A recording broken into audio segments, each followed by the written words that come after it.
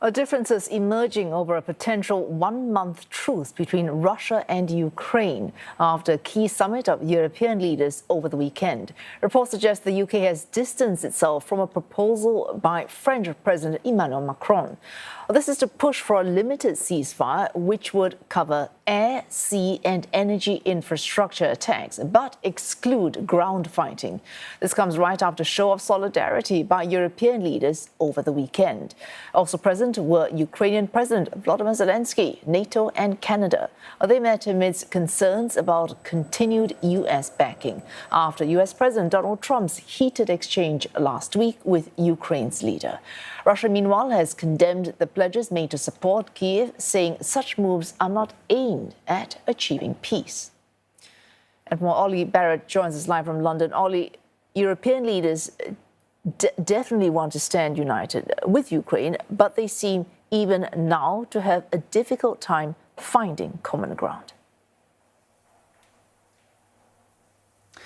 That's right. And while in London over the weekend, European countries and the other representatives from NATO and Canada that were here were insisting that they were putting on a unified position, there definitely are divisions in exactly how to proceed. Now, the UK, what it's doing with that French proposal for a partial one-month ceasefire is not necessarily completely shooting it down, but saying that it's not been agreed yet as the best way to proceed with the peace plan that the UK says it's working on with France, Ukraine and a couple of other countries. So it's one of the ideas that is being discussed but hasn't been settled on yet as the way forward. We know that Kiev has large misgivings about any type of ceasefire or peace deal that doesn't have security guarantees in it. We've also been hearing from Giorgia Meloni, the Italian Prime Minister, talking about having misgivings about some of the ideas that are being discussed when it comes to a peace plan.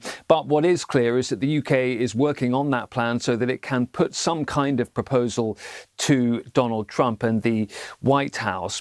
The other thing that the UK is trying to encourage behind the scenes is for Volodymyr Zelensky, the Ukrainian president, to resume conversations with the United States about that minerals deal that fell apart last week when those scenes unfolded in the Oval Office with Volodymyr Zelensky, Donald Trump and JD Vance arguing with each other. And on that, the UK very much believes that it can be something of a bridge between the various parties, between European countries and the White House, but also between Donald Trump and Volodymyr Zelensky. And off the back of that epic falling out on Friday in the White House, we saw Keir Starmer almost immediately having conversations with Donald Trump, with Volodymyr Zelensky. Then Volodymyr Zelensky was here in the UK over the weekend meeting the King as well as attending the summit. Keir Starmer again talking to Donald Trump. And as I say, the UK Prime Minister believes that Britain can play an important role here in keeping conversations going and trying to come up with, at some point, a peace plan proposal